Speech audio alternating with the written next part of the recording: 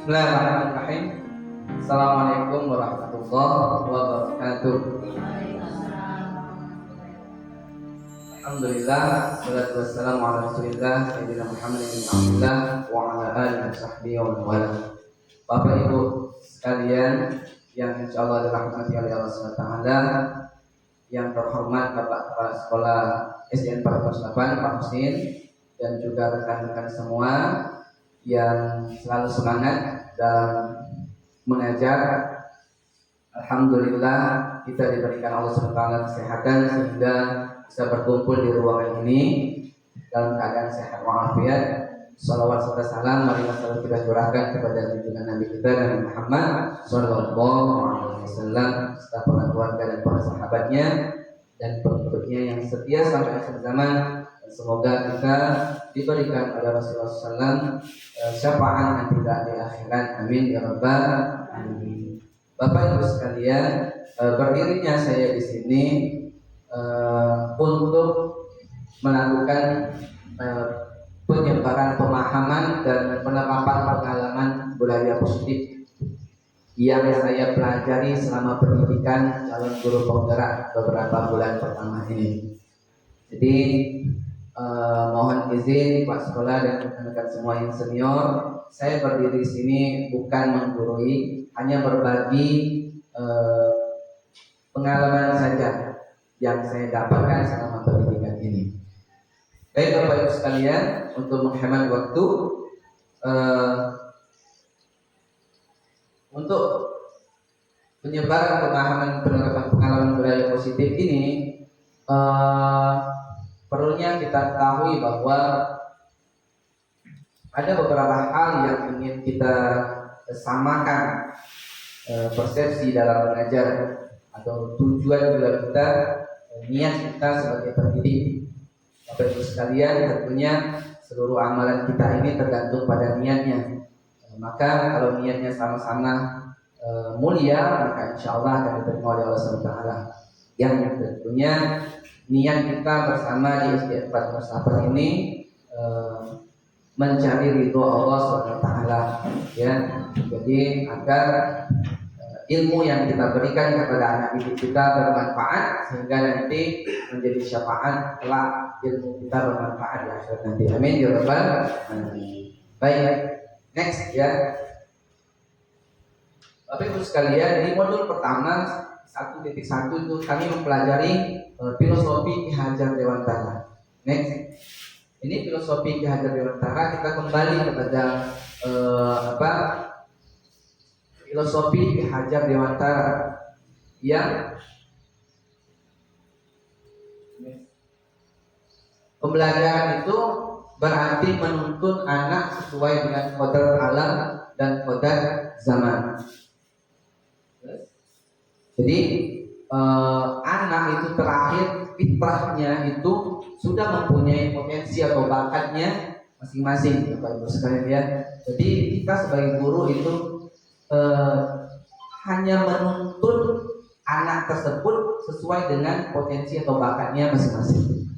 Nah, kembali kepada filosofi Ki Hajar Dewantara, itu pendidik haruslah menerapkan ingarso sungkulodo. Ingarso sungkulodo, ing madio mangkaso tuturi hadayani secara seimbang. Nah ini tentunya Bapak Ibu sekalian sudah tahu kan, apa itu ingarso. Biasanya ing madio mangkaso tuturi hadayani sering kita tulis di sekolah-sekolah kita. Ingarso sungkulodo ini kita di depan sebagai guru itu memberikan teladan, tulodo, memberikan teladan untuk anak murid.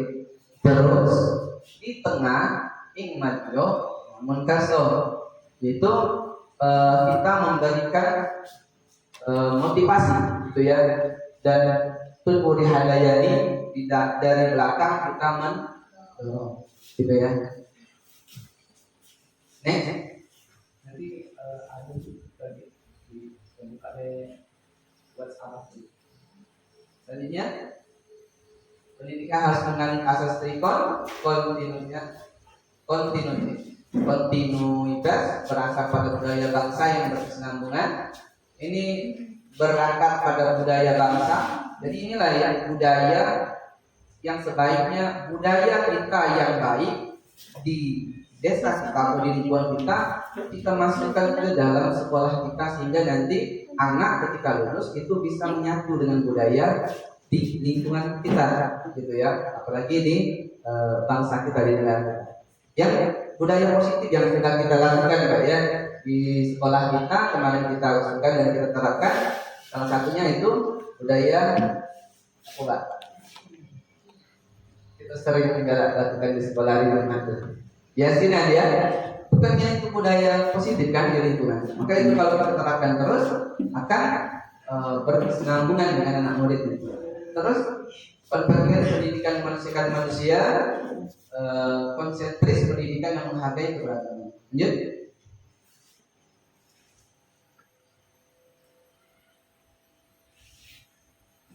Nah, nilai dan peran guru penggerak. Satu, berpihak pada murid. Memberi kesempatan siswa untuk mengemukakan pendapat, kemudian memberi kebebasan membangun sendiri pengetahuannya. Tidak selalu mengikuti keinginan gurunya, siswa diberi kebebasan untuk memahami pelajaran sesuai dengan keinginannya, ya.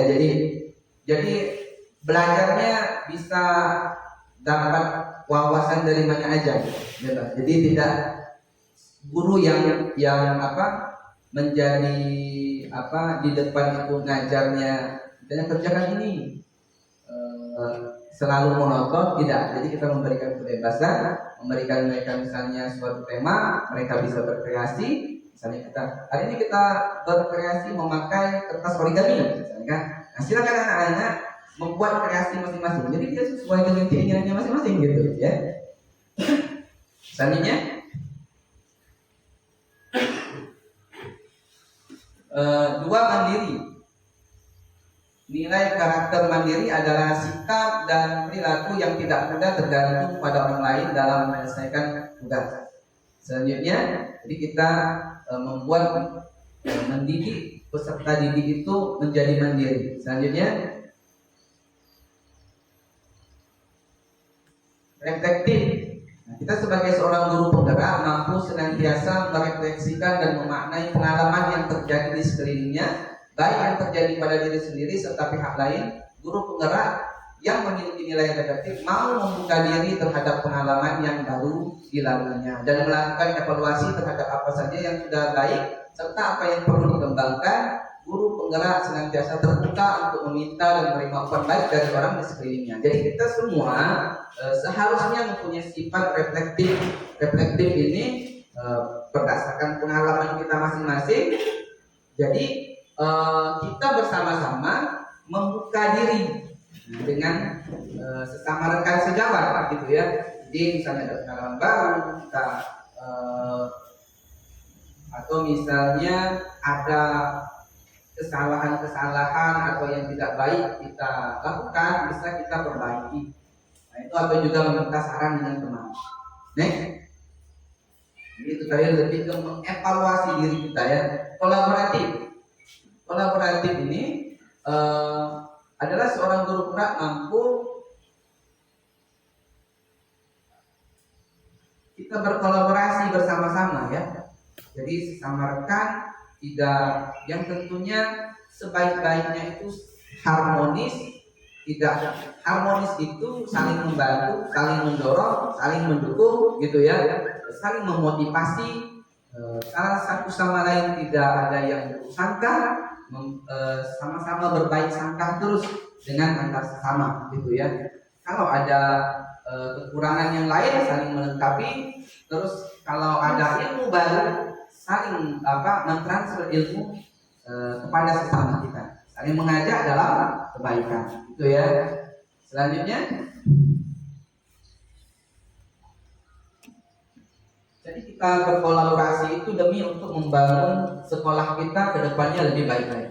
Yang kelima, inovasi. Sebagai guru kita nilai inovatif itu harus ada ya. Berarti seorang guru penggerak mampu senantiasa memunculkan gagasan-gagasan baru dan tepat guna terkait situasi tertentu ataupun permasalahan tertentu di tengah perkembangan zaman yang semakin maju.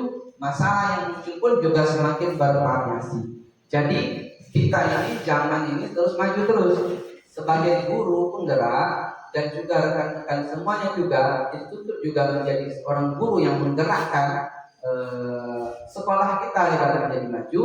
Kita harus mempunyai inovasi yang baru, gitu ya, melek teknologi, gitu ya, belajar. Jadi membuat inovasi cara mengajar yang menarik misalnya. Nah terus misalnya ketika zaman berubah seperti ada corona kemarin, maka kita dituntut untuk yang kemarin tidak bisa menguasai IT, tidak ngerti misalnya Telegram atau WhatsApp atau Microsoft Word, Office, yang kita belajar dari internet, maka kita harus belajar melalui Zoom meeting dan lain sebagainya. Kita harus menguasai teknologi karena zaman selalu berkembang gitu. Dan lain sebagainya. Banyak hal-hal yang harus kita agar lebih maju, kita harus mempunyai keinginan dalam diri kita, mempunyai inovasi-inovasi baru. Tentunya dengan menambah wawasan gitu ya, ilmu yang baru. Nah, selanjutnya adalah peran guru penggerak. Peran guru penggerak pertama menjadi pemimpin pembelajaran, mewujudkan kepemimpinan murid, mendorong kolaborasi, empat menjadi pelatih, coach atau mentor bagi guru lain untuk pembelajaran yang berpusat pada murid. Selanjutnya menggerakkan komunitas praktisi. Nah, ini ya, jadi seorang guru juga kita aktif berorganisasi di luar, misalnya di luar sekolah kita, organisasi yang untuk kemajuan tidak di sekolah saja tapi di masyarakat. Selanjutnya, nah ini ada biar lebih paham ya, maka buatkan dulu sebentar ya. Ada tayangan yang akan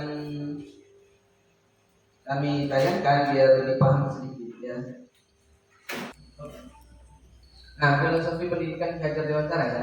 Pendidikan yang menuntun, tugas kita pendidik adalah proses menuntun anak diberikan kebebasan, namun kita menjadi pamong dalam memberi tuntunan, gitu ya. Jadi bukan dibuatkan bebas nih enggak, tapi kita sebagai bebas, tapi kita ada aturan, kita yang menuntun kebebasannya dalam belajar tersebut. Kita mengarahkan, gitu ya, dan arahan agar anak kita tidak kehilangan arah dan membahayakan dirinya.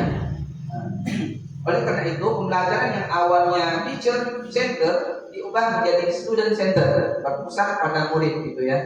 Anak beraktivitas, guru mengarahkan dan menuntun ke arah positif.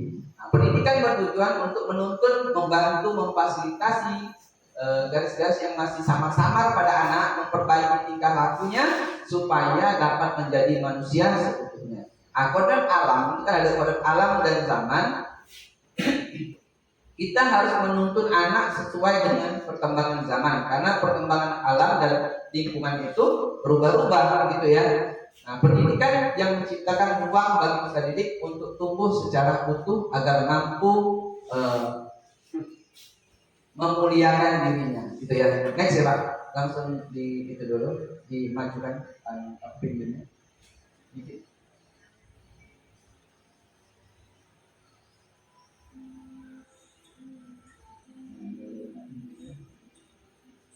Nah, ini peran pendidik seperti seorang petani atau tukang kebun. Anak-anak itu seperti biji tumbuhan yang disemai oleh Pak Petani atau tukang kebun ya, di lahan yang telah disediakan. Begitu juga dengan kodrat anak kita sebagai pamongnya, hanya menuntun mereka untuk mendapatkan sesuatu yang terbaik tanpa harus merubah kodrat yang sudah ada pada diri anak tersebut. Kita sebagai pendidik terbuka namun tetap waspada terhadap perubahan-perubahan yang terjadi, seperti masuknya budaya asing yang kurang baik sehingga dapat merusak nilai positif peserta didik, karena Indonesia memiliki potensi-potensi kultural yang dapat dijadikan sumber belajar. Nah gitu ya. Jadi kita ini sebagai guru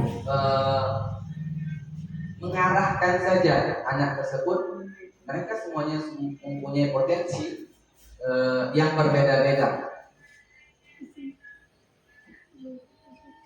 Selanjutnya adalah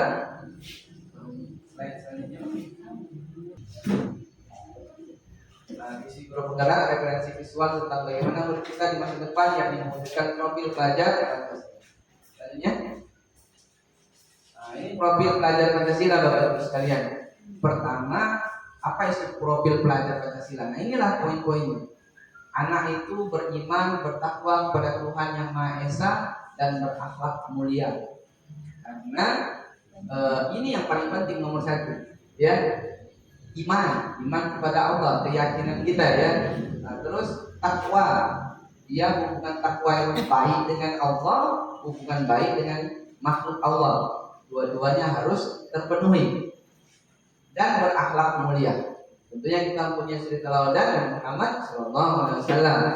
Kalau akhlaknya mulia, maka insya Allah anak itu akan menjadi soleh-solehah, baik ya.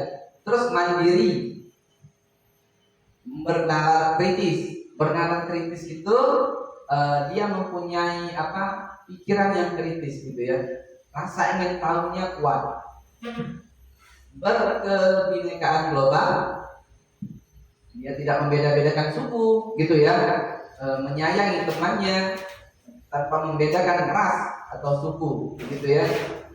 Terus bergotong royong, dia bekerja sama. Kita wujudkan anak murid yang suka saling membantu antar sesamanya, gitu ya.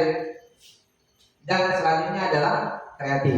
Jadi dia kreatif, mampu berinovasi, menciptakan karya-karya yang baru dan lain sebagainya, gitu ya. Ketika kita gali, nanti mereka punya kreativitas masing-masing. Ya, saya juga sering mempraktikkan situasi itu. Hari ini kita akan membuat kreasi ini. Anak-anak bebas mau bikin apa? Ada yang bikin kotak sampah. Jadi temanya dari bahan bekas. Jadi mereka bervariasi aja. Ada yang bikin kotak sampah dari kardus, ada yang bikin macam-macam. Ada yang bikin wadah pensil dan lain sebagainya. Jadi kita bikin tema, mereka praktekkan sesuai dengan permintaan kita. Gitu ya, kreativitas. Selanjutnya, visi ini sudah kita bicarakan dengan Pak Sekolah kemarin, bahwa ini visi sekolah kita yang sudah kita rancang kemarin, meningkatkan disiplin, iman dan takwa, membentuk manusia terampil dan berdaya guna. Nah ini visi sekolah yang versi saya untuk pendidikan tadi merujuk kepada filosofi profil pelajar Pancasila, mewujudkan peserta didik yang beriman dan bertakwa kepada Tuhan Yang Maha Esa, ini sama ya, berakhlak mulia. Hanya saja di sini belum ada berakhlak mulia, mandiri gitu ya, serta berwawasan ilmu dan teknologi. Ini rancangan saya ke depan sebagai calon guru penggerak akan mensinkronkan kepada visi guru penggerak ya gitu ya, profil pelajar Pancasila. Baik, ini semua sudah bagus ya Pak ya. Terus budaya positif. Nah ini masuk kepada modul kami selanjutnya adalah budaya positif. Pertama, budaya itu kan terbentuk dari kelakuan gitu ya, yang baik, yang terus-menerus dilakukan gitu ya, sehingga nanti akan menjadi kebiasaan gitu ya, yang baik. Ini materinya adalah budaya positif. Pertama, disiplin positif. Dua, teori motivasi hukuman, penghargaan dan restitusi. Keyakinan kelas. 5, kebutuhan dasar manusia. 5, posisi kontrol guru. Dan segitiga restitusi. Ini materi yang kami pelajari Bapak Ibu sekalian. Nah ini akan saya uraikan satu persatu, insya Allah.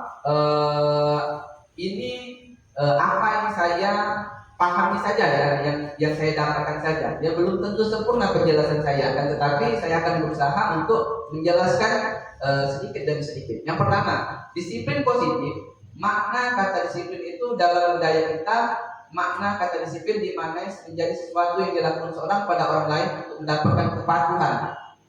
Kita cenderung menghubungkan kata disiplin dengan ketidaknyamanan. Next, langsung. Jadi kadang Bapak Ibu sekalian, ketika kita mendengar kata disiplin, pikiran kita itu pasti pemaksaan gitu ya. Buat aturan sesuatu orang itu harus patuh gitu kan. Jadi kita yang bikin aturan gitu ya. Nah, kata disiplin juga sering dihubungkan dengan hukuman gitu kan. Kalau tidak dihukum, tidak disiplin jadi. Nah, jadi kadang kita hubungkan dengan hukuman. Padahal itu sungguh berbeda. Ini pola pikir yang harus kita ubah secara bersama-sama ya. Jadi mindset kita harus satu dulu. Sekarang bahwa disiplin itu tidak harus dihubungkan dengan hukuman. Padahal itu berbeda. Karena belajar tentang disiplin positif tidak harus dengan memberi hukuman. Justru itu adalah langkah terakhir sekali. Harus kalau tidak ada cara lain, maka terakhir sekali baru digunakan, gitu kan? Dan kalau tidak digunakan itu lebih baik, gitu ya. Next.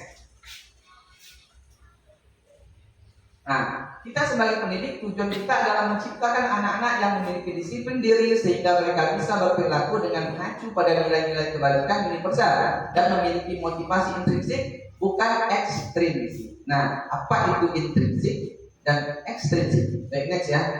Jadi ada motivasi perilaku manusia itu ada dua, Bapak Ibu sekalian. Ada motivasi eksternal, eksternal itu dari luar. Ada motivasi internal dari dalam diri. Memang dia sadar niat apa perbuatan ini, itu kan baik atau tidak gitu dilakukan.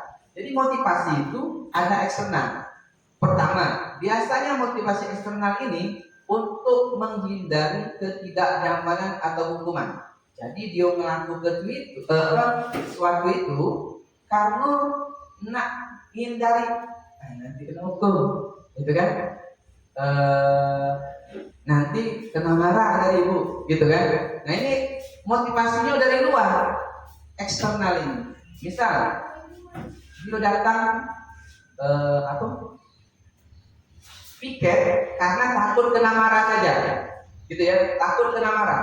Kalau internal dia itu sebenarnya paham betul, oh dia mencintai kebersihan. Kalau misalnya bersih itu nyaman, senang, Allah suka dengan yang bersih. Itu berarti dari dalam diri sendiri motivasinya. Juga untuk mendapatkan imbalan atau penghargaan dari orang lain. Ini juga motivasi dari luar. Karena dikasih hadiah, karena dikasih imbalan, baru dilakukan. Berarti kalau tidak ada hadiah, tidak ada imbalan, tidak ada pujian, misalnya dari Pak sekolah atau dari atasan dan lain sebagainya, dia biasa-biasa saja, tidak mau melakukan sesuatu kebaikan itu. Nah ini adalah motivasi eksternal dari luar. Nah motivasi internal ini yang harus kita gali pada diri kita sendiri dan juga anak didik kita untuk menjadi orang seperti yang mereka inginkan sendiri. Maksudnya kita inginkan sendiri, kita ini mau jadi apa? Kita ini jadi guru, mau jadi guru seperti apa? Mau menjadi guru yang baik, rajin, dipuji atau tidak dipuji, dilihat atau tidak dilihat atasan, misalkan tetap kita melakukan kebaikan. Itu berarti motivasi dalam diri sendiri. Begitupun anak murid kita harus mendorong dia agar mempunyai keyakinan sendiri bahwa ini baik, bahwa ini buruk, gitu ya. Nah, dan menghargai dirinya sendiri dengan nilai-nilai yang mereka percaya. Nilai itu baik atau tidak, gitu kan? Jadi kita mempunyai keyakinan sendiri. Next. Catatan ya, hindari hukuman dan pemberian hadiah penghargaan secara berlebihan agar meminimalisir motivasi eksternal dalam diri murid. Nah, jadi inilah Bapak Ibu sekalian yang saya pelajari kemarin ya, bahwa hukuman ini akan mendorong motivasi eksternal, gitu ya, dari luar. Dia cuma takut dihukum, dia tidak sadar yang sesuatu kebaikan itu dia lakukan hanya karena dia takut dihukum. Terus diberi penghargaan juga. Kalau sesuatu itu kita sering diberikan penghargaan, maka itu juga akan motivasinya dari luar. Kayak ada kami pelajaran kemarin itu kasus guru dia itu anak muridnya sering tidak antri, acau terus kalau misalnya mau pulang, mau salaman dengan gurunya misalnya kan, atau baris di depan kelas. Ibu guru itu dia berpikir, ini kasih hadiah deh, dia kasih hadiah. Baik anak sekalian, baris yang rapi, antrian yang rapi, siapa yang rapi nanti akan ibu kasih permen, kasih hadiah. Rapi terus tiap hari dalam minggu itu kan, karena dikasih ibunya hadiah. Minggu depan, ibu itu sakit, demam, digantikan oleh Pak Guru, bapak yang lain. Ketika anak muridnya itu lihat gurunya lain, terus udah kasih pegang hadiah, kacau lagi. Barisannya udah antri lagi. Nah jadi kasus ini dia cuma termotivasi rapi antri aja itu hanya karena hadiah, gitu ya. Lanjutnya. Nah, teori motivasi, hukuman bersifat tidak terencana atau tiba-tiba. Anak atau murid tidak tahu apa yang akan terjadi dan tidak dilibatkan. Jadi hukuman itu sering spontan dilakukan oleh tenaga pendidik, guru ya. Jadi karena tidak ada kesepakatan atau keyakinan kelas bersama-sama, maka hukumanlah yang akan dikeluarkan oleh seorang guru tersebut. Misalkan ya, itu spontan karena datang terlambat. Nah, jadi tipe-tipe guru kan kita bahas ya. Ada yang membuat murid itu bersalah, ada juga yang langsung dihukum. Kamu kenapa terlambat? Dia memberikan alasan saja belum sempat, sudah kamu pusat. Kamu lari 10 lapar keliling, gitu kan? Nah, itu adalah hukuman. Hukuman ini itu tidak terencana, gitu ya. Anak murid dia melakukan, tapi ini akan berefek tidak akan menyelesaikan masalah, gitu ya. Konsekuensi sudah terencana atau sudah disepakati, sudah dibahas dan disetujui oleh murid dan guru. Nah, ini konsekuensi. Restitusi, nah ini adalah cara yang paling baik. Adalah proses menciptakan kondisi baik murid untuk memperbaiki kesalahan mereka sehingga mereka bisa kembali pada kelompok mereka dengan karakter yang lebih kuat. Gitu ya. Next. Nah, ini identitas gagal, identitas sukses. Hukuman, sesuatu yang menyakitkan harus terjadi. Nah, kalau disiplin, konsekuensi sesuatu harus terjadi. Restitusi merupakan pilihan. Tidak nyaman untuk murid, anak untuk jangka waktu panjang. Kalau konsekuensi tidak nyaman jangka pendek. Nah, kalau restitusi menguatkan untuk murid dalam jangka waktu panjang. Ini diajak berdiskusi nanti. Korban mendapatkan keadilan hukuman, korban bisa diabaikan, korban mendapatkan ganti. Nah, itu tuh dapat ganti ya. Selanjutnya, next, langsung aja. Contohnya ini ada 3. Selanjutnya lagi. Selanjutnya. Nah, hukuman atau konsekuensi. Terlambat ke sekolah ya. Mencoret meja, tidak pakai masker, mencoret kertas tugas, mengobrol dengan teman. Nah, jadi Bapak Ibu sekalian, dari penjelasan tadi ya, saya ingin mengajak Bapak Ibu untuk menjawab, membedakan hukuman, ini hukuman apa konsekuensi, ini hukuman apa konsekuensi. Jadi tolong sekarang jawab dulu ya di pilihannya. Salah satu pakai kertas. Ada kertas ya?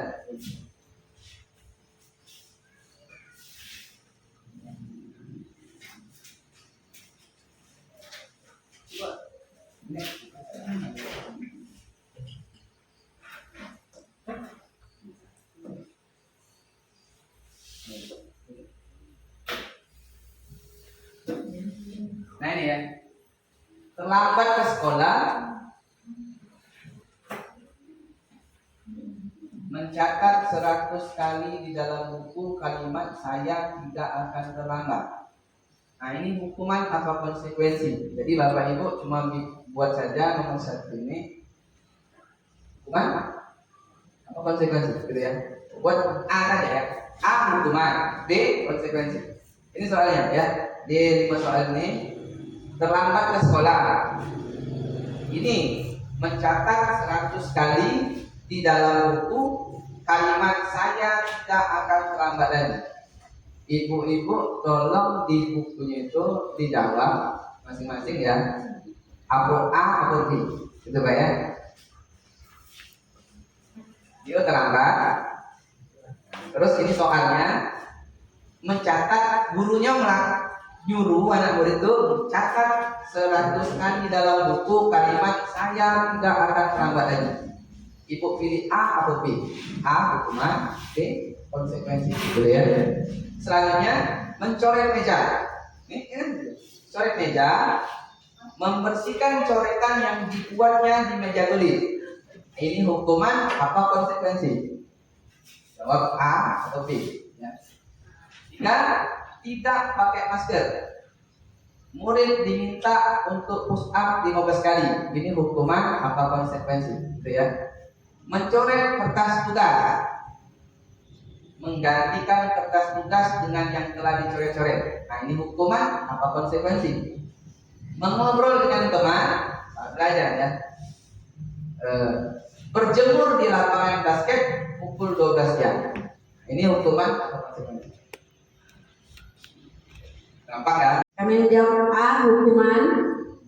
Yang keempat mencoret kertas tugas, itu kami jawab B konsekuensi.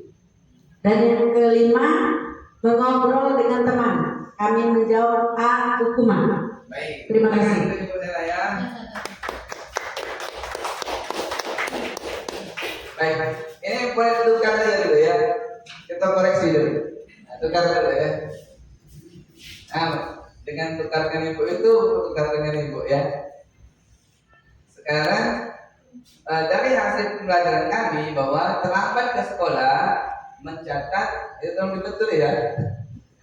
100 kali dalam buku kalimat saya tidak akan terlambat lagi. Ini merupakan konsekuensi, gitu ya. Betul ibu? Betul ya. Ya. Jadi dia terlambat sekolah itu dicetak. Dia tidak akan terlambat lagi. Saya tidak akan terlambat. Nah, konsekuensi dia berjanji tidak terlambat lagi, gitu ya. Yang jelas konsekuensi dan hukuman itu ada bedanya ya. Yang selanjutnya mencoret meja, membersihkan coretan yang dibuatnya di meja tulis. Ini hukuman atau konsekuensi? Hukuman apa saja bu? Konsekuensi. Ya, jadi dia coret meja, gitu ya, coret meja, dia harus bersihkan coretan itu. Konsekuensinya ya itu, gitu ya. Kalau misalnya coret meja, keliling lapangan, dihukum itu, gitu ya.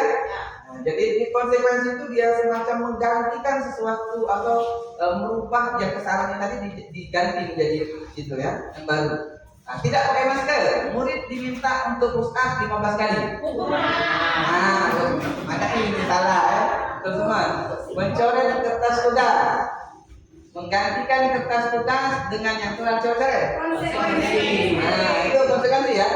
Mengobrol dengan teman, berjemur di lapangan basket.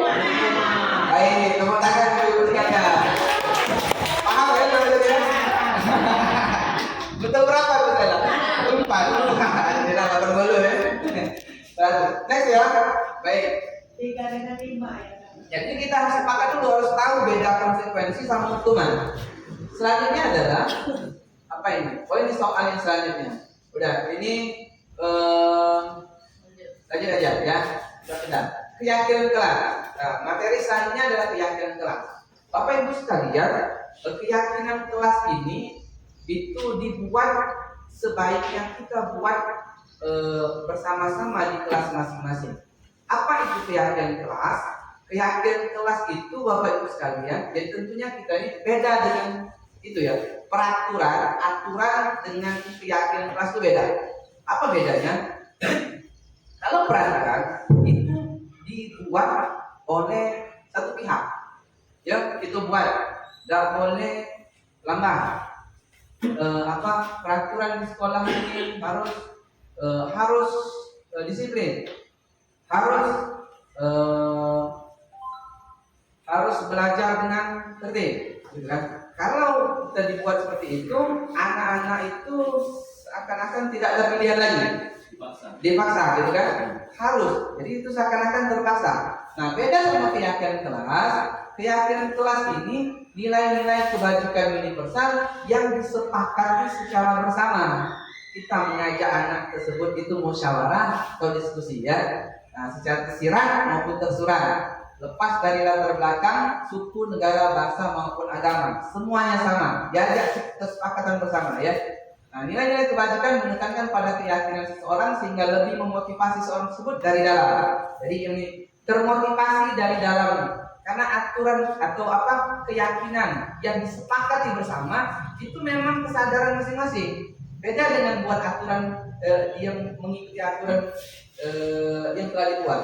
Seseorang akan lebih tergerak dan bersemangat untuk menjalankan keyakinannya daripada hanya sekedar mengikuti serangkaian peraturan tertulis tanpa makna. Ada peraturan, jadi dia ngikutkan, oh ini peraturannya gitu ya. Dia tidak dilibatkan dalam membuat aturan tersebut. Jadi itu bedanya sama keyakinan kelas ya. Next. Nah, ya sebelum kita melanjutkan kebutuhan keyakinan kelas tadi, jadi keyakinan kelas tadi dibuat secara bersama gitu ya, dengan kami diajarkan ya untuk membuat keyakinan kelas tadi itu diajak berdua anak-anak itu ingin kelas itu seperti apa, ada tidak impian. Jadi pancing pertama, anak-anak sekalian, kira-kira ini bagusnya Bapak Ibu sekalian dilaksanakan awal semester. Kan gitu kan ada muridnya baru kan, ya baru kan kelas 4 naik kelas 5, kelas 5 naik kelas 6. Nah, anak-anak sekalian, di hari yang pertama ini kita akan membuat kesepakatan kelas dulu, keyakinan kelas. Apa itu anak-anak sekalian keyakinan kelas? Keyakinan kelas itu sebelum membuat ini, Pak ingin atau Ibu ingin tanya dulu, anak-anak sekalian ingin kelas ini seperti apa? Nanti ada jawab, pengen kelas yang menyenangkan loh, pengen kelas yang bersih Pak, ingin kelas yang tenang, atau kelas yang tidak ribut atau gitu ya, semrawut, kelas yang tidak kotor gitu ya. Nah, nanti baru diajak menulis masing-masing, menulis di kertas, masing-masing minta satu saja. Jadi dia minta kelas yang disiplin, kelas yang menyenangkan, kelas yang bersih, dan lain sebagainya. Pertanyaan kedua, anak-anak sekalian, kalau kita punya impian kelas yang semangat, kelas yang bersih, kelas yang disiplin, kelas yang saling menyayangi antar sesama, kira-kira apa saja yang harus kita lakukan untuk mencapai impian itu? Gitu. Nah, sekarang anak-anak sekalian, tulis masing-masing di kertas, satu saja Pak minta poinnya. Anak-anak tuliskan ide atau hal apa yang perlu dilakukan atau dihindari untuk mencapai impian kelas kita bersama-sama tadi. Wah, ada yang saling menyayangi, tidak membuang sampah, tidak tidur di kelas, tidak mengeluarkan baju atau tidak terlambat dan lain sebagainya.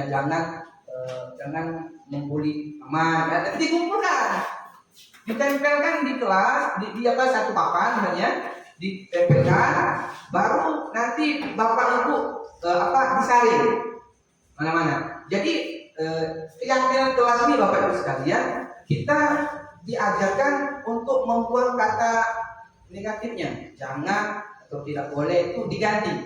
Misalnya kelas ada yang bikin misalnya tidak kotor, atau jangan membuang sampah sembarangan, tidak membuli kaum. Jadi tidak mencontek. Nah, tidak mencontek itu kita ganti jujur, jujur. Terus misalnya disiplin tadi itu kan, misalnya tidak terlambat, diganti disiplin waktu. Kesimpulan lagi, di idenya nanti disimpulkan dan kita ganti dengan kata-kata positif. Dapatlah nanti sekitar 5 atau 6, kita sepakati sesuai Bapak Ibu sekalian ingin kelasnya seperti apa gitu. Nanti dapat, kami guru dan murid saling menyayangi. Kami murid kelas 5 misalnya tuh tepat waktu. Kami murid yang saling menyayangi. Nanti dia tidak boleh saling ganggu. Itu kan jadi sudah sepakat nanti di akhirnya bersama. Itu Bapak Ibu sekalian ya. Kita lanjutkan ya, kebutuhan dasar manusia. Nah, ini kita perlu tahu kebutuhan dasar manusia masing-masing. Baik kita, teman-teman dekat sejawat kita ataupun anak murid kita khususnya ya. Satu ya. Jadi kebutuhan itu tuh ada 5. Seluruh tindakan manusia memiliki tujuan tertentu. Semua yang kita lakukan adalah usaha terbaik kita untuk mendapatkan apa yang kita inginkan.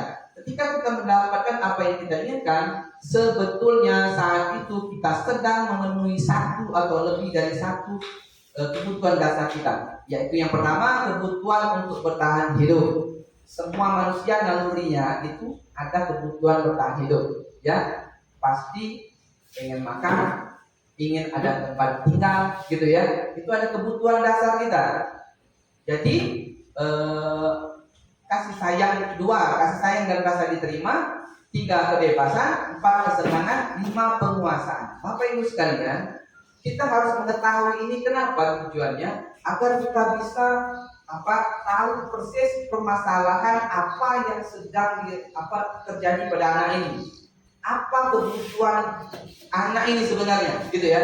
Jadi misalnya kayak ada kasus yang anak terlambat, ada di film gitu ya.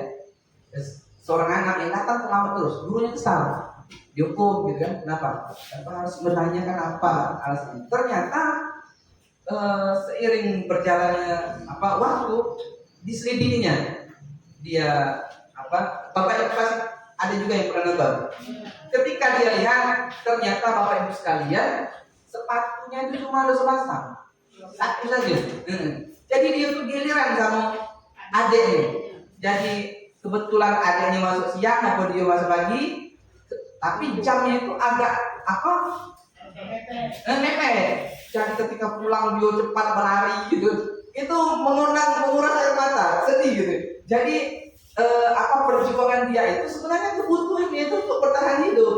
Jadi kalau guru itu misalnya ketika ada masalah tidak mau tahu, pokoknya dia langsung marah atau nyalahkan, itu kan hukuman itu ada fisik, ada juga hukuman batin juga ya, dari omongan. Jadi misalnya gara-gara kamu ini kelas-kelas semuanya teman-teman kamu jadi gitu ya, terlambat belajar. Nah itu kan sudah hatinya sudah itu ya. Atau misalnya ada yang satu kesalahan, ya sudah semuanya dihukum, lagi yang lain dihukum semua, padahal tidak salah gitu kan. Nah gitu. Jadi kembali ke sini tadi, kebutuhan hidup tadi kita harus tahu kan, oh dia ini berarti ada kendala ekonomi di keluarganya gitu ya. Selanjutnya kasih sayang dan rasa diterima. Ada anak-anak yang di rumahnya itu tidak diperhatikan orang tua. Sibuk, ada yang ibunya kerja, bapaknya enggak gitu, atau anaknya terlalu banyak jadi susah itu ngurusi anaknya gitu kan, sehingga bajunya sering kotor terus lusuh dan lain sebagainya. Nah ini dia perlu kasih sayang. Ada juga yang kasih sayang ini yang tipe anak murid yang suka merajuk, misalnya kan, dan lain sebagainya. Kita harus tahu kebutuhan dasarnya. Kebebasan, yang misalnya dia tidak bebas, misalnya selalu dikekang oleh orang tuanya, ya. Kesenangan sama penguasaan. Ini tipe-tipe sifat sebenarnya ada juga di pelajaran tipe-tipe. Ada anak tuh tipenya koleris, kayak penguasaan ini ya. Koleris itu dia sukanya memimpin. Jadi ketika dia tidak jadi pemimpin, kecewa. Itu kan, ada yang nak pengen jadi ketua kelas, ada juga nak jadi misalnya memimpin barisan, gitu ya. Nah, kita harus mengarahkan anak yang seperti ini. Anak yang seperti ini juga berbeda. Memang karakternya dia suka untuk penguasaan, menguasai yang lain, gitu. Tinggal diarahkan saja menjadi pemimpin yang jujur, menjadi pemimpin yang tegas, gitu ya. Anak-anak yang tipenya pemalu itu yang pragmatis, yang pemalu itu tidak bisa harus lebih perjuangan lagi untuk dijadikan pemimpin, gitu kan. Memang bisa, tapi berbeda dengan yang ini. Kesenangan juga ini sanguin ya. Ada anak-anak yang tipenya ceria terus, suka senang gitu kan, humoris dan lain sebagainya ya. Nah jadi ini tipe-tipe ini kebutuhan dasar ini harus kita arahkan dan juga harus kita ketika ada permasalahan harus kita carikan solusi sesuai dengan kebutuhannya. Jadi kalau kita sudah tahu kebutuhannya, ya itu akan mudah kita mencari solusi. Selanjutnya next. Nah, posisi kontrol seorang guru itu ada 5 Bapak Ibu sekalian. 1 penghukum, 2 pembuat merasa bersalah, 3 teman, 4 pemantau, 5 manajer. Gitu ya. Nah, jadi nanti next ada penjelasannya. Apa itu hukuman? Itu yang kayak tadi yang sudah kita contohkan. Yang dia tidak tahu apa alasannya, pokoknya dihukum. Tadi sudah Bapak Ibu ada yang dapat 180 sudah ngerti konsekuensi sama hukuman ya. Jadi hukuman itu terkadang tidak sesuai dengan kesalahan. Itu ya. Nah itu makanya tidak baik. Sepatunya warna putih, warna pink atau warna kuning. Aturan sebenarnya warna hitam. Jadi yang tipe penghukum tadi, kamu lepas sepatu. Sini kok sepatu kamu. Gitu ya. Kamu dihukum tidak boleh pakai sepatu sampai pulang nanti. Jadi dia udah sepatu atau dia kamu berdiri di depan bendera tidak pakai sepatu. Nah itu sebenarnya tak memecahkan masalah ya kan? Nah jadi ada yang restitusi namanya nanti yang akan kita bahas. Apa yang seharusnya langkah-langkah kita sebagai guru. Jadi ada 5 tadi. Yang mana yang sebaiknya gitu ya? Pertama motivasi eksternal insentif ya. Ini penghukum menghardik, menunjuk-nunjuk gitu ya, menyakiti atau nyindir. Nah itu gara-gara kamu ini lah laju kelas ini jago itu kan di depan yang lain gitu kan. Anak itu dia dapat 0 gitu kan. Jadi diajak merendahkan atau lain sebagainya itu menghukum batinnya ya. Terus menyindir atau menunjuk-nunjuk atau menghardik itu dihardik gitu. Terus kalau kamu tidak melakukannya, saya akan itu ngancam kan itu kalimatnya. Kalau kamu tidak melakukan ini, itu akan ini gitu kan. Nah, memberontak, pendendam, menyalahkan orang lain hasilnya. Jadi ini hasilnya Bapak Ibu sekalian. Jadi guru berbuat menghardik, menunjuk, menyakiti, berkata kali, kalau kamu tidak melakukannya saya akan. Hasilnya apa? Memberontak, anaknya pendendam, menyalahkan orang lain. Kadang kita kan nemukan itu marah-marah kan? Dia belakang gitu, memang belum dia mimik yang kayak marah juga, ngolah gitu. Jadi dia jadi pendendam jadi. Pembuat merasa bersalah. Guru berbuat berceramah menunjukkan kekecewaan di dalam. Pak kecewanya dengan kau ini. Terus dan lain sebagainya ya. Guru berkata, kamu sudah mengecewakan bapak, kamu sudah mengecewakan ibu, gitu ya. Menyembunyikan, menyangkal, berbohong, gitu hasilnya ya. Jadi dia sering berbohong nanti. Terus perilaku positif. Nah, teman, ini sudah baik atau belum? Membuat alasan-alasan untuk murid-muridnya, dibela murid. Jadi teman murid kan, karena ini sebenarnya positif, tapi akan ada hasil yang kurang baik ya. Jadi ketika ada salah, tidak mampu bu, di itu ini dibela kan. Jadi sebagai teman, lakukan untuk bapak ibu yang sudah nanti bapak ibu bantu. Nah, atau ini ya sudah nanti bapak ibu bantu bereskan. Jadi diajak berkawan gitu kan. Terus hasilnya anak murid ketergantungan.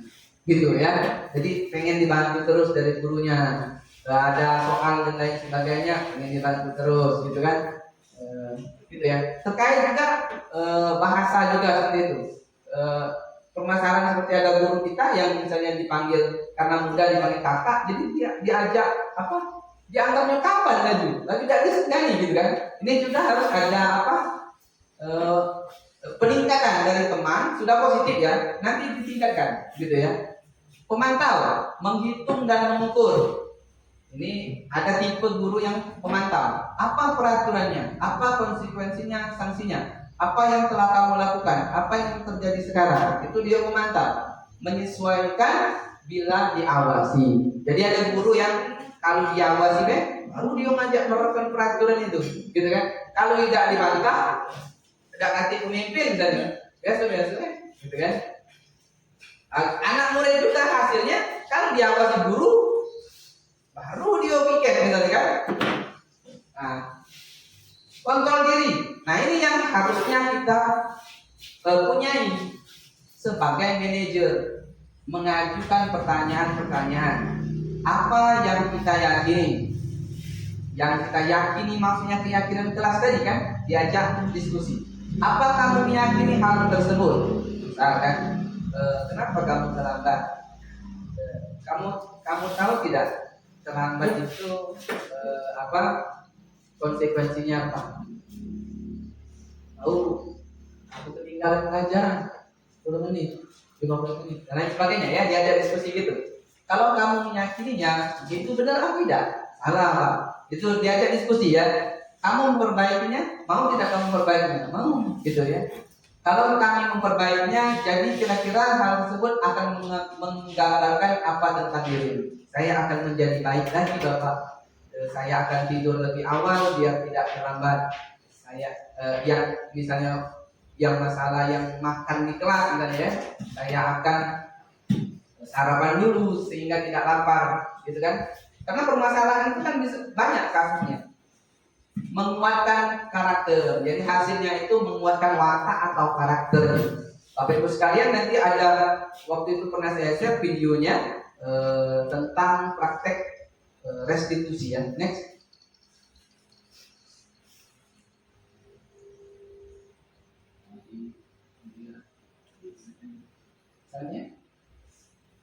Nah, segitiga restitusi, guru yang berperan, ini materi terakhir. Segitiga restitusi, guru yang berperan sebagai manajer. Ini yang harusnya kita punyai semua. Seluruh guru SD 4 dan kita kembangkan kepada guru yang lain bahwa kita itu memecahkan masalah itu dengan restitusi. Ya. Nah, bagaimana segitiga restitusi? Guru yang berperan sebagai manajer menggunakan segitiga restitusi dalam penyelesaian masalah melalui 3 tahapan, yaitu 1, menstabilkan identitas. Menstabilkan identitas itu yang apa? Seperti langkah-langkah.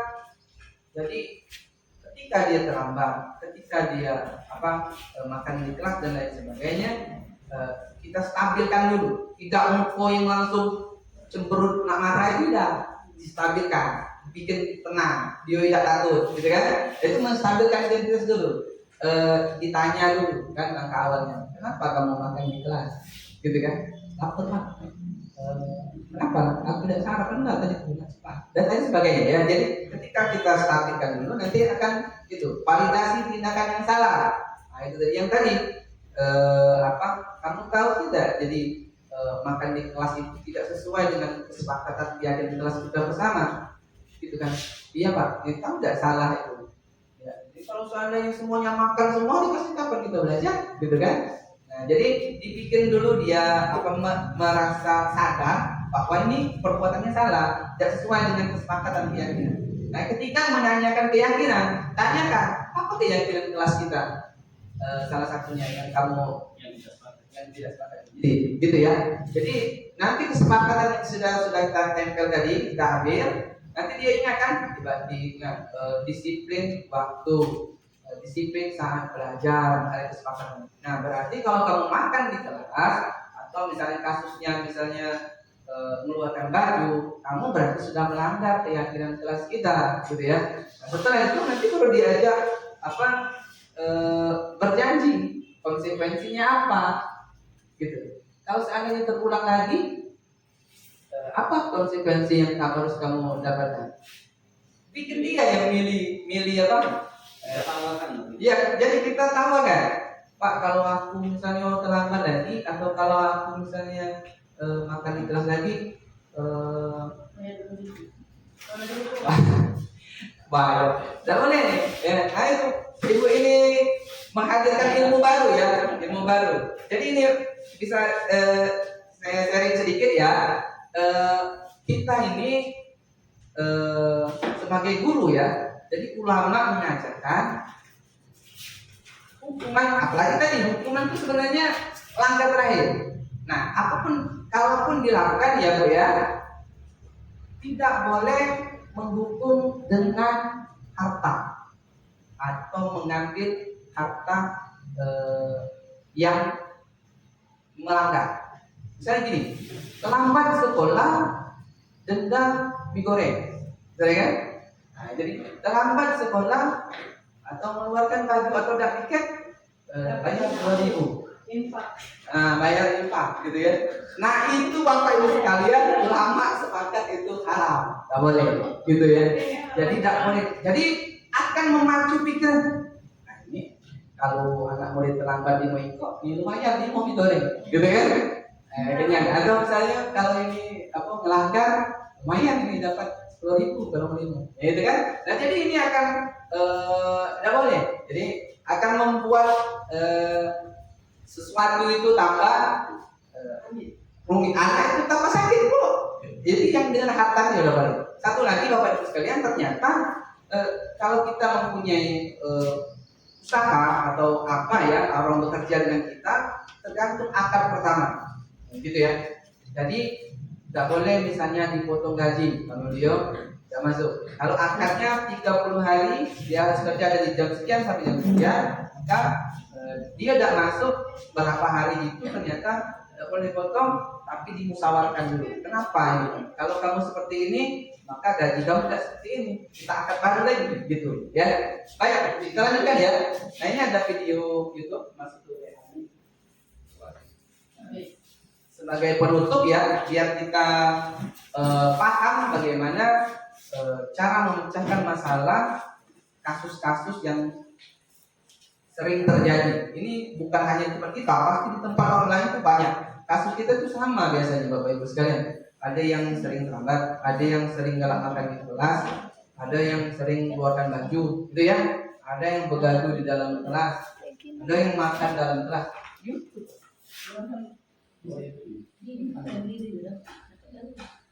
Ya ada Pak.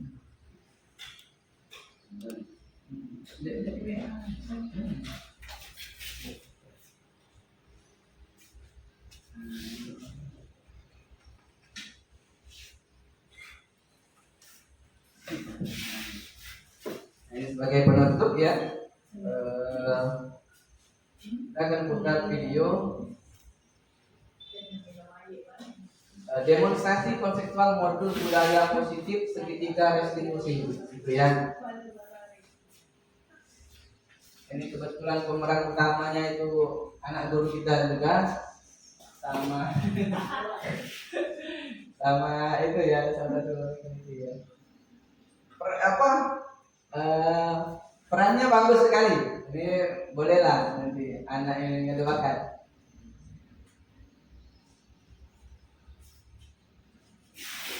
Penerapan segitiga restitusi, gitu ya. Pengertian restitusi tadi agak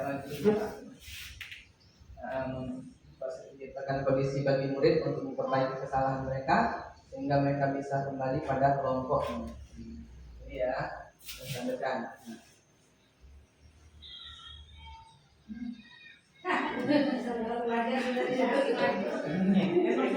Yang nyata.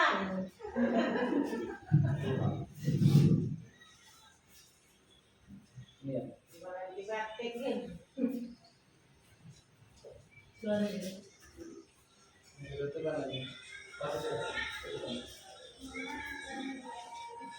Nah, jadi ini dipraktikkan, gurunya tidak langsung malah, gitu kan? Tidak langsung itu, dia masih diajak belajar, gitu kan? Diajak, tapi nanti dia dipanggil, gitu ya.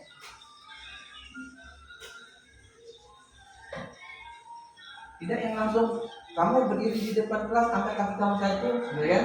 Kok pegang telinga, tidak. Jadi masih tetap ya.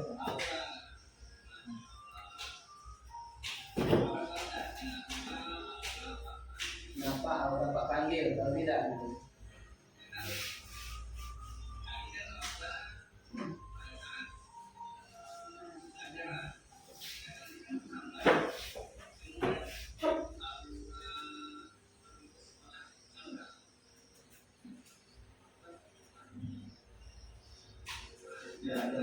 40 katanya tertinggi. Kemarin lalu ini kurang habis GDP ini. Ini kebetulan bajunya sama ya.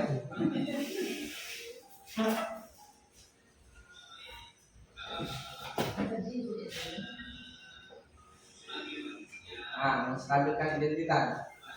Sebagai manusia wajar kita melakukan kesalahan. Nah itu kalimatnya ya. Pak juga pernah salah, guru juga pernah salah.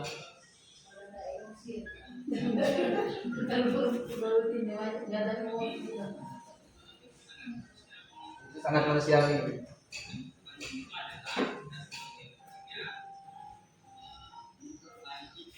Belajar dari kesalahan. Aliasi tindakan yang salah. Nah, validasi ya, bertanya ngapa kesalahan. Katanya tidurnya malam karena nonton.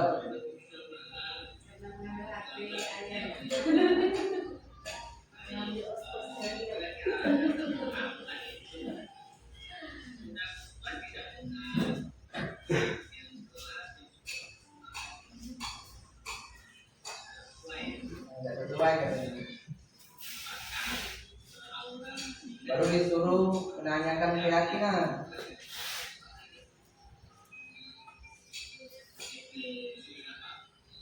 Disiplin waktu.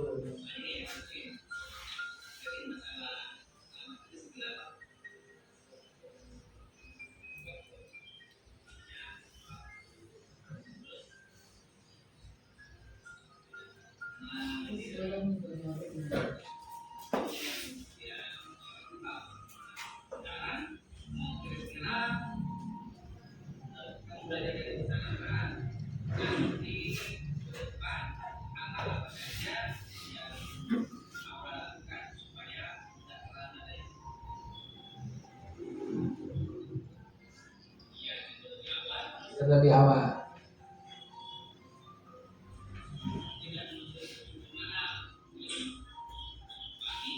Bangun pagi. Makanya lebih awal. Oke.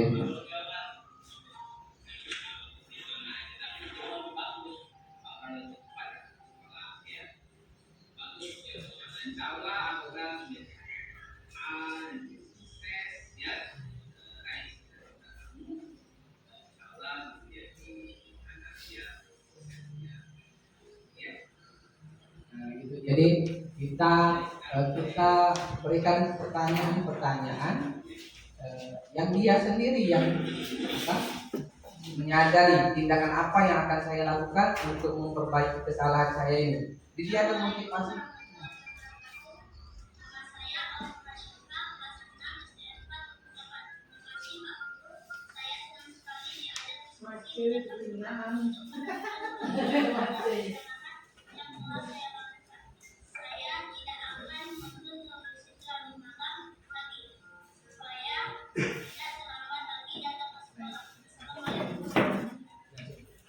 Nah, Bapak Ibu sekalian, itu ya sebagai penutup. Jadi videonya ini semoga menjadi motivasi Bapak Ibu sekalian, dan juga semoga bisa lebih mudah gitu dalam memahami materi yang saya sampaikan, gitu ya. Sehingga harapan saya kita semua bisa melakukan ini secara bersama-sama, gitu ya. Mempraktikkan secara bersama-sama. Pertama dengan memperbarui niat mengajar kita tadi, ya, benar-benar lillahi ta'ala, hanya karena ingin hanya ingin karena mengharap ridho Allah SWT, gitu ya.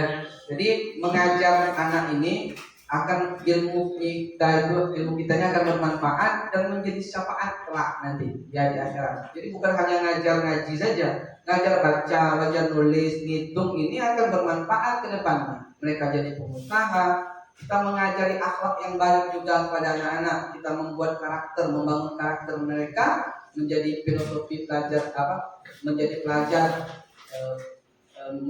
menjadi pelajar profil Pancasila, nah ini mereka akan menjadi anak yang berakhlak mulia sesuai dengan visi yang kita buat tadi, beriman dan bertakwa,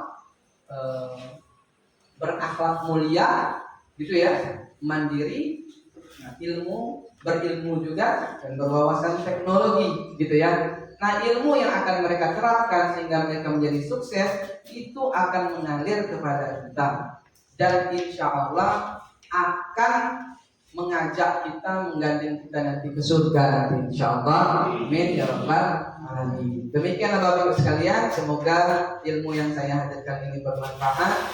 Atas segala kesalahan itu murni karena saya sendiri, saya mohon maaf. Dan semua kebaikan misalnya ada ilmu yang bermanfaat itu semuanya dari Allah Taala.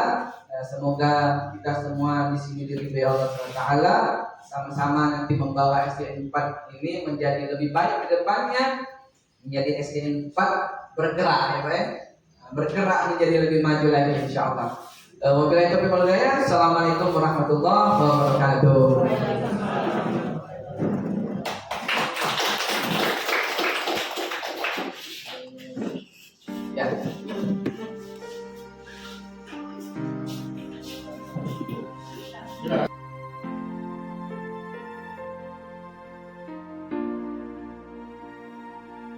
Bismillahirrahmanirrahim. Assalamualaikum warahmatullahi wabarakatuh.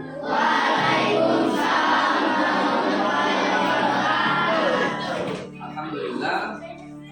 Wassalatu wassalamu ala Rasulillah Sayyidina Muhammad bin Abdullah wa ala alihi wa sallam. Anak sekalian, apa kabar semuanya hari ini? Baik. Alhamdulillah sehat. Semuanya sehat ya? Nah, hari ini Pak akan mengajak anak-anak sekalian membuat keyakinan kelas. Keyakinan kelas ini kita awali dengan membuat kesepakatan dulu di antara kita semua.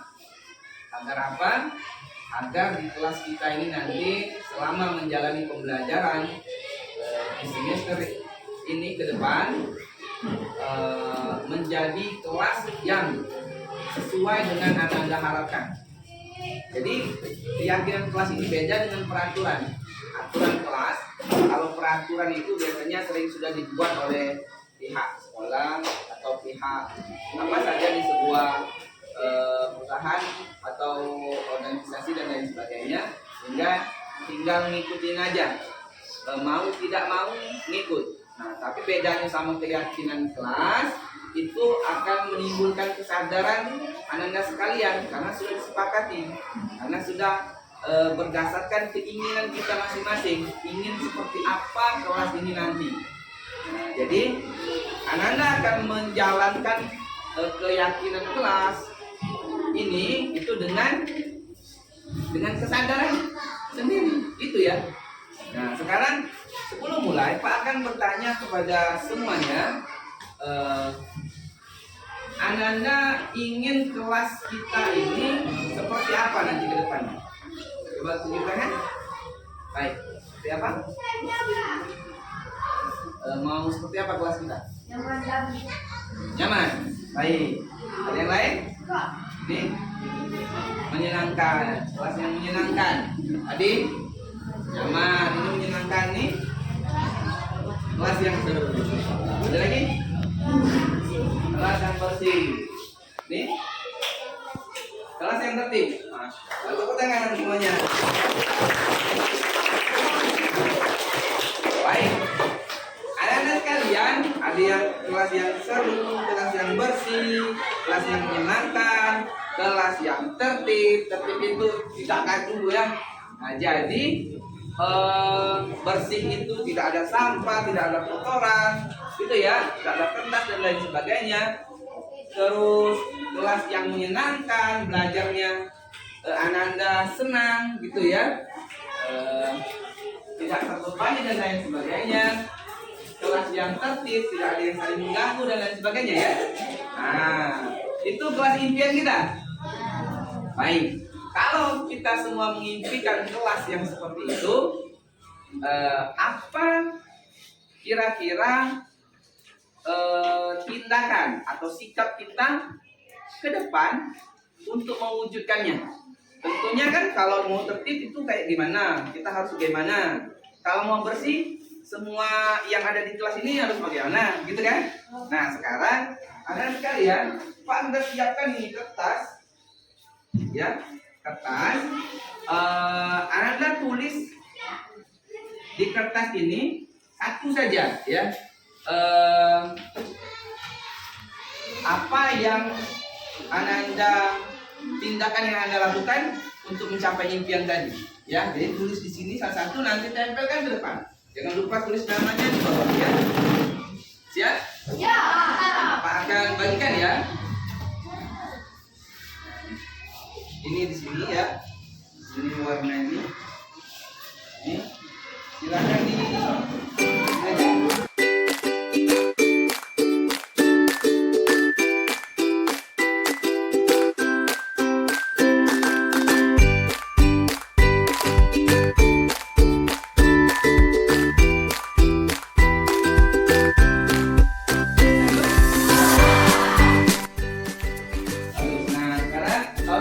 Sekarang kita tempelkan makanan kelas di sini.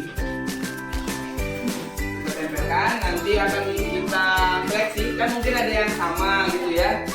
Terus nanti baru akan Pak seleksi, Pak pindahkan di sini, baru kita simpulkan secara bersama-sama ya. Baik, dari bagian ini ya, tempelkan di sini.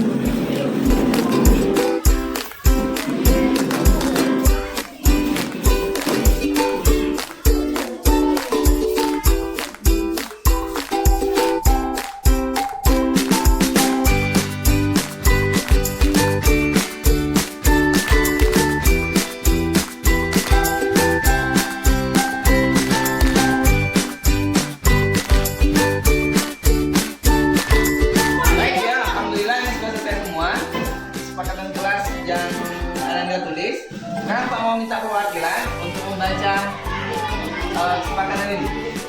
Siapa yang bersedia? Baik. Ya.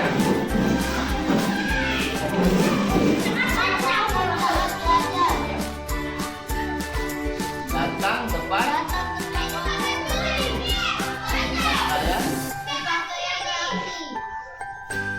Tidak membuli teman. Baik. Bagus, sudah ya. Ini dilarang makan saat belajar, datang tepat waktu, berpakaian rapi di sekolah, tidak membuli teman. Ya, bagus. Baik, anak-anak sekalian sudah selesai semua ya. Ini harapan kita nanti untuk mencapai impian kelas impian kita akan mewujudkan keyakinan kelas yang sudah kita sepakati. Ini sudah bagus-bagus semua. Yang Anda tindakan yang Anda inginkan antar sesama, ada yang saling menyayangi teman, menjaga kebersihan, terus tidak boleh main HP, ada yang dilarang makan saat belajar, dilarang makan saat belajar. Nah ini akan Pak ambil dulu, disimpulkan dulu ya. Kita ambil kesimpulan dulu, karena ini ada beberapa tulisan yang sama. Dan juga ada beberapa hal yang perlu kita ketahui, bahwa keyakinan kelas yang kita sepakati itu kita harus menghadirkan kalimat-kalimat yang positif gitu ya. Jadi untuk kalimat dilarang itu sebaiknya tidak dilakukan. Misalnya dilarang ribut misalnya kan, maka kita ganti dengan tertib di kelas gitu ya. Jadi kalimat dilarangnya kita hilangkan gitu ya. Dan ya dilarang membuang sampah, kita ganti kesimpulannya di menjaga kebersihan kelas. Gitu, paham ya? Baik, sekarang Pak akan ambil yang sama dulu ya, kalau ada yang sama.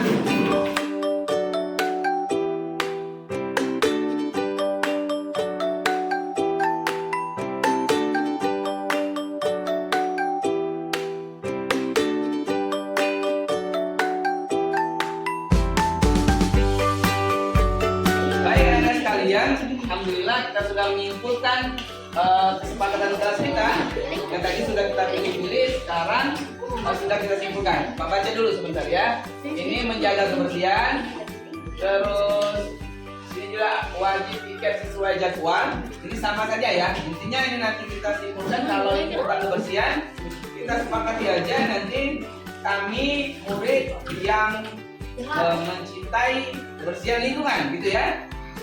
Terus berpakaian rapi di sekolah. Berpakaian rapi ini terkait dengan disiplin ya. Nanti kita buat saja kesepakatannya. Kami murid yang disiplin kayak gitu ya. Terus berperilaku baik, menyayangi dan menghormati teman. Kita sepakati kami menyayangi dan menghormati, kami murid yang menyayangi dan menghormati teman. Ini ada yang kurang nggak? Gurunya dihormati tidak? Tambahkan mestinya ya. Jadi kita tambahkan aja menyayangi dan menghormati guru ya, guru dan teman. Terus ini ada semangat belajar. Betul? Kita harus semangat belajar terus ya. Jadi kami guru dan murid semangat belajar, gitu ya. Terus datang tepat waktu. Berarti kami murid yang disiplin. Tangan terus anak-anak semua.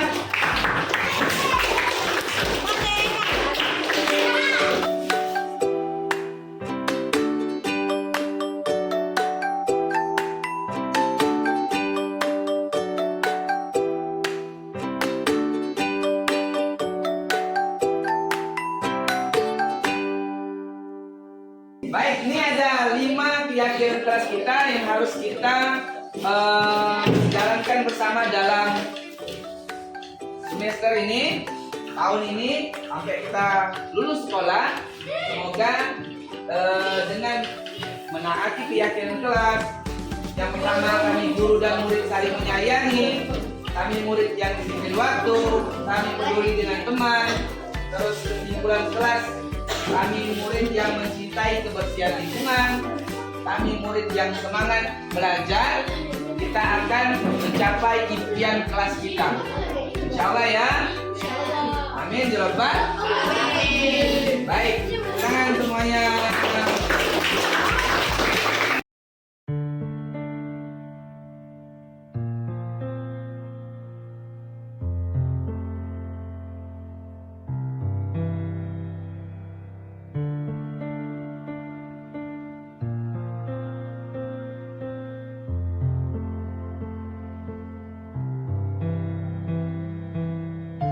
Assalamualaikum warahmatullahi wabarakatuh. Perkenalkan, nama saya Nurul Auka dari kelas 6 SD 4 8.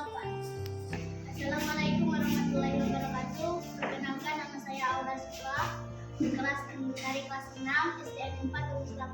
Assalamualaikum warahmatullahi wabarakatuh. Perkenalkan, nama saya Keisha Nabila dari kelas 6 SD 4 8. Assalamualaikum warahmatullahi wabarakatuh.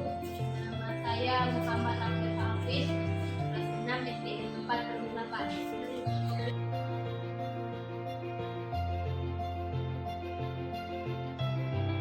Senang. Sangat semangat.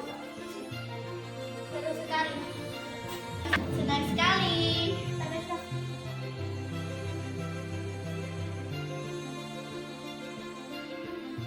Penting. Sangat penting. Sangat penting. Penting sekali.